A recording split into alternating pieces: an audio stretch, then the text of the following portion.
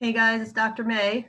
Thanks for joining me today. I'm going to talk about a pretty important topic about feeling safe. And this is a big topic for people who have had earlier trauma or have been through some really challenging emotional situations earlier in their life and are left with a feeling of unsafety now. So this is a really important thing because feeling unsafe could often lead us to act out more now. It could be a trigger for us. It could lead us to, engage in target behaviors or addictions. It could lead us to all kinds of extra problems layered on top of that feeling right now. So it's really important for us to address it. Okay, so that's why I want to do this today, and I hope it resonates for a bunch of you guys. Okay, so the idea is that a lot of times life is like that storm, and sometimes we feel like we're just standing out in the rain without an umbrella. We feel like we're unprotected and, there's nothing we can do to protect ourselves from the elements. And when we're children, a lot of the time, we don't have those internal resources, or we may not have had people in our life to help us create that feeling of safety. And so even as adults, even if we are in a safe situation now, we're still reliving that old feeling of being unsafe. And that feeling could be a major trigger, like I was saying before. So this presentation is all about how we could create a greater feeling of safety now, okay, using our current resources.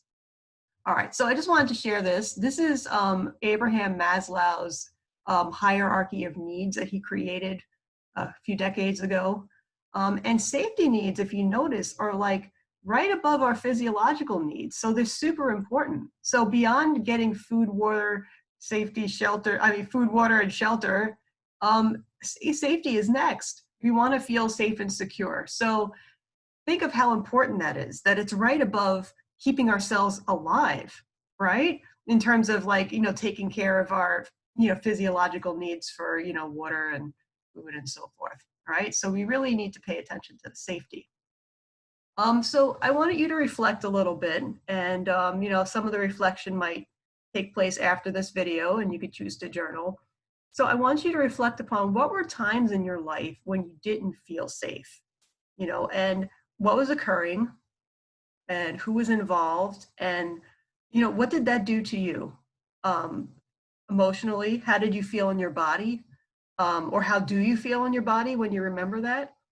And it's important to kind of identify where this came from, because sometimes we relive the feeling of unsafety as almost like a physical memory, and we kind of forgot where it even came from. But it came from somewhere, right? It probably came from, challenging interactions or circumstances in our earlier life, right? So let's just bring that to consciousness and make sure we're a little clearer about that, okay?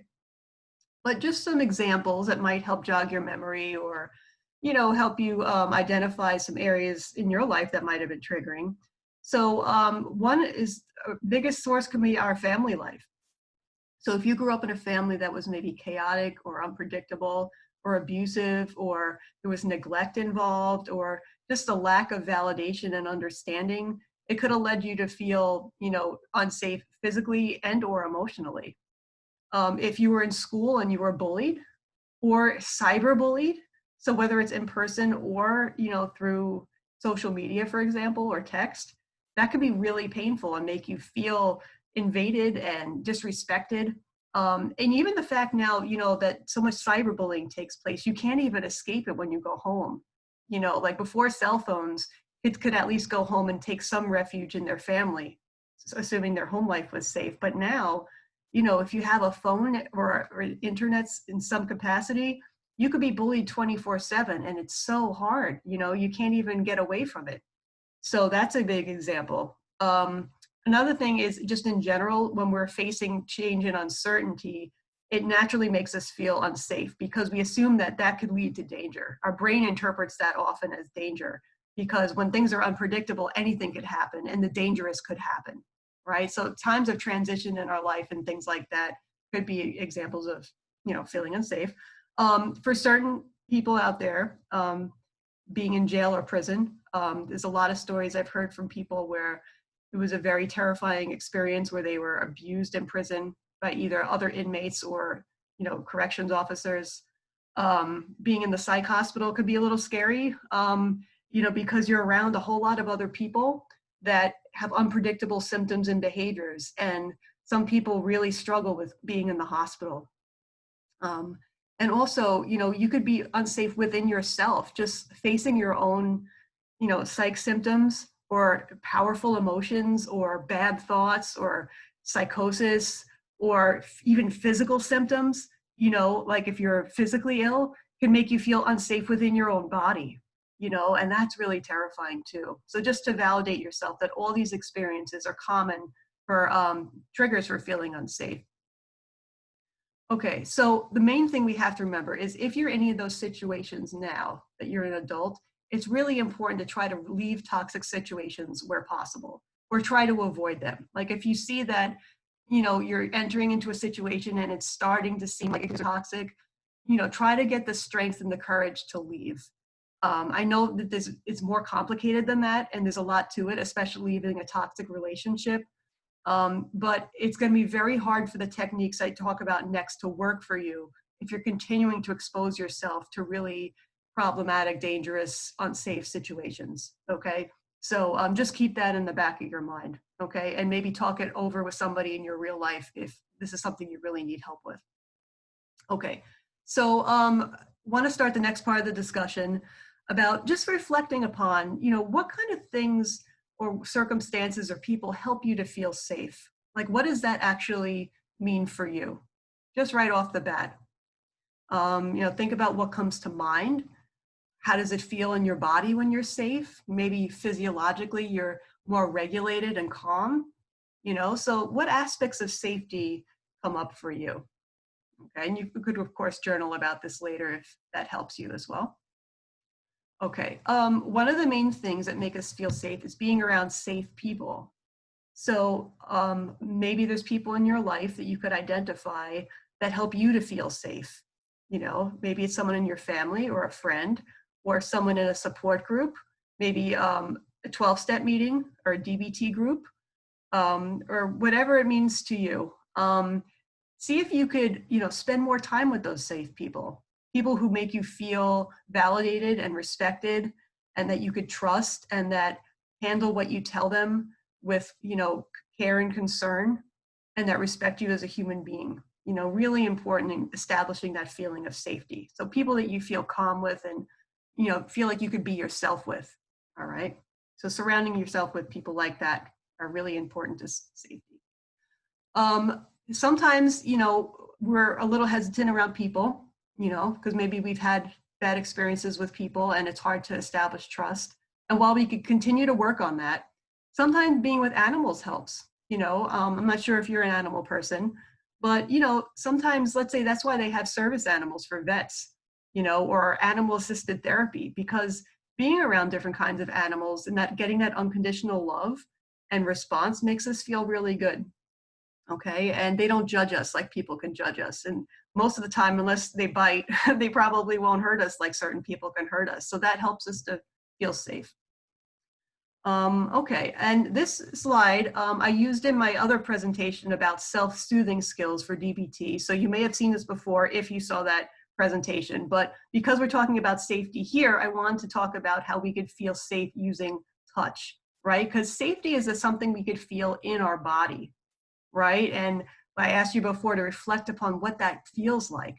But we can also assist the process by using certain types of touch, okay? And you don't even need another person, right? So looking at the postures on the top, when you put one hand on your heart and one hand on your forehead, it helps to reduce the stress response.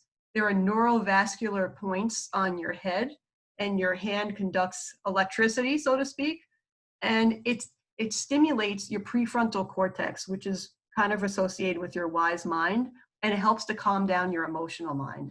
So when you keep your hand on your forehead and you hold it there, it actually could help calm down your system. Like sometimes we go like this for a second, but keep it there and hold it for a few minutes and just take some deep breaths and stay calm and keep your hand on your heart, because that also is another important point where we have a lot of neurological activity. We have actually a heart brain, And if you look at the picture on the right, we have a gut brain too. And when we keep our hand on both, there's a calming effect that happens there.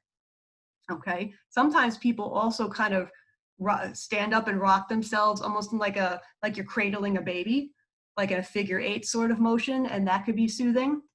The middle picture, there's a man named Peter Levine who's in a somatic experiencing therapy for trauma, and he suggests these postures. And the middle one is also calming. It helps hold on to our spleen points, which are acupressure points, and the hugging ourselves like that and holding it, it helps stimulate a feeling of calm.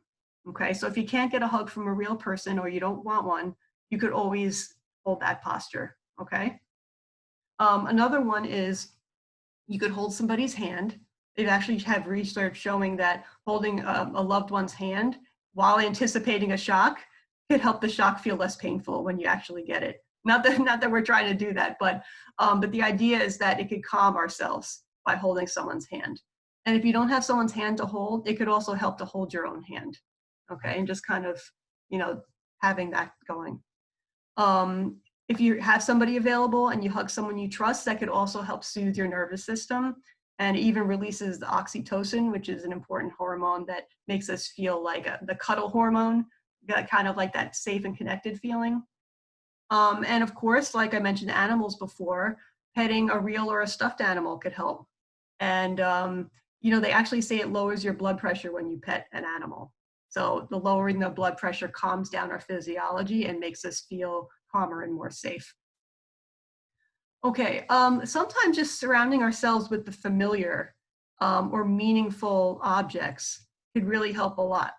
So if you have like your own space, let's say your own bedroom or your own apartment or house or office or whatever it is, surrounding yourself with meaningful special objects could really help. Some people even create like an altar for meditation and they put certain spiritual objects there that help them. Some people who are a little more religious in nature might feel safe with a Bible or a Quran or a Torah. Having rosary beads, some people have told me, maybe a journal, a stuffed animal, maybe a piece of jewelry that someone gave you that means a lot. So whatever it is for you, that could kind of help as well. Okay. Again, so surrounding yourself with the familiar. So sometimes certain activities feel familiar. So let's say I'm feeling unsafe because my routine's changing a lot, or I just moved, or I got a new job, or I broke up in a relationship, or something chaotic is happening that's making me feel more unsafe. So trying to keep something the same helps to counterbalance that. So maybe I have like some favorite shows I like to watch that remind me of the familiar, like an old TV show or certain series on Netflix you like, or whatever it happens to be, or an old favorite movie, right? Creating a playlist of music that you really enjoy, that's, your songs, that feels good. Calling someone you trust, maybe not with a payphone necessarily, but maybe depending on where you're at. If you're in the hospital, you'd be using a payphone, or texting someone you trust. So, having that contact, enjoying comfort food appropriately, not to say to binge eat or to, eat in an addictive way, but sometimes certain comforting, meals or familiar things feels good. Or even some people really love to read, like reading a favorite book or reading about a favorite kind of topic or an inspirational topic, a spiritual topic might feel good. So all those kinds of things could create a feeling of safety. Okay, another thing, I'll keep it just in a general way, is that it helps to have a safe place. So think about a place in your life that feels safe. Now, it might be a place that you already have in your house. Maybe it's a room, or an office, or maybe it's even in nature. It might be a spot in the woods that you like to sit in that's really peaceful and quiet and helps you feel connected with your surroundings, where nobody really knows where you are, and you could just be alone with your own thoughts. But it depends. I mean, this is different for everybody, but try to think about what could be a safe place for you if you don't have one. And even if it's like a little nook, right? Just some little corner that feels good. So sometimes even in the hospital where I work, people will sit in the corner of a hallway And that's like the one little quiet place they found. So it could be anything, all right? So keeping a routine could help us feel safe because it gives us some measure of predictability. I mean, of course, life is filled with uncertainties and anything could happen at any time, but generally speaking, if we're able to keep a routine, it makes us feel like there's a sense of consistency. Like when you're parenting a kid, they say to keep the kid in a routine. Why? Because the kid feels safer knowing what's going to come next, right? So after I wake up, I brush my teeth and then I eat my breakfast and then I go to school and then I eat lunch, right? Like how the day is supposed to go, okay? So if you don't have a routine, see if you could start to build one in. It doesn't have to be super rigid. You don't have to program every minute of your day. You don't have to get extreme about it. But, maybe have certain things in your agenda that kind of fill your day and help keep you going and make you feel comfortable, okay? So in this example, in the picture, they built in some kind of, mental health kind of stuff, like spirituality stuff, things that are enriching to their mind, like listening to a podcast, physical things that are important, like exercise, right? So that could be part of your routine too, in addition to the stuff that you kind of have to do, right? Okay. Another thing is if you're a little bit spiritually minded, or if you're not, you could give it a try. Trying to take refuge in a higher power rather than taking refuge in a target behavior. So sometimes we make a target behavior our higher power, or we make a substance our higher power, or a person that we're codependent with into our higher power, right? And that's creates problems. So when we leave the higher power as it is, as God or spirit or the universe, however we envision it, that's a better place to take refuge, right? That's kind of what 12 steps are all about, right? Instead of making alcohol, let's say your higher power, you're really finding what a higher power means to you. So taking refuge in that and feeling safe with that could help a lot. Okay, if you're in DBT, the version of this you might be more attracted to is taking refuge in your wise mind, right? So that's like a higher self that you're kind of feeling safe with, that knows the wise thing to do, right? Rather than in your emotional mind, which could be very erratic, okay? All right, another thing we could do is we could use our mind for good rather than for evil, okay? So instead of using our mind to torture ourselves, to berate ourselves, to have all kinds of nightmarish visions of unsafety, we could try to use our mind to create visions of safety, right? One exercise that I heard of that I like a lot is if you're already preoccupied with the past, like let's say you were traumatized or you had some negative experiences and you felt unprotected or you felt like thrown out to the wolves, so to speak. Imagine that situation again, but this time, imagine that you had someone in there who protected you. So who would that be? Whether it's a real person or imagined person or even a mythical figure or an animal. And how would that person protect you? How would they step in and help you to feel safe in what was an unsafe situation? And they say that practicing that imagery could help reshape the memory for you and create a different feeling. And it might be less disturbing to you because now it's replaced with this new image, okay? And you could use a similar technique for nightmares as well. Another version you could try is if you can't be in a safe place right now or with a safe person, try to imagine yourself in one, okay? So maybe like I picture a castle surrounded by a moat where nobody could get to you, so nobody could harm you there. Or it could be anything, whatever comes to mind, nature, a home, or an old place where you used to go, a place currently in your life. But if you can't be there, try to imagine it. Imagine all the things in that place that help you to feel safe. Maybe there's even locks on the doors or bars on the windows to keep people out or whatever it is that makes you feel safe. Maybe there's people with you in that place or objects with you in that place, like all the things we discussed before. So stock up that image with all the things that kind of help you calm down physiologically and feel okay. All right, so that's another really important tool we could have. And so that's that. All right, so give that a try. It's a really important skill. It could help cut down on your triggers a lot. All right, thanks guys for listening, and I'll talk to you next time.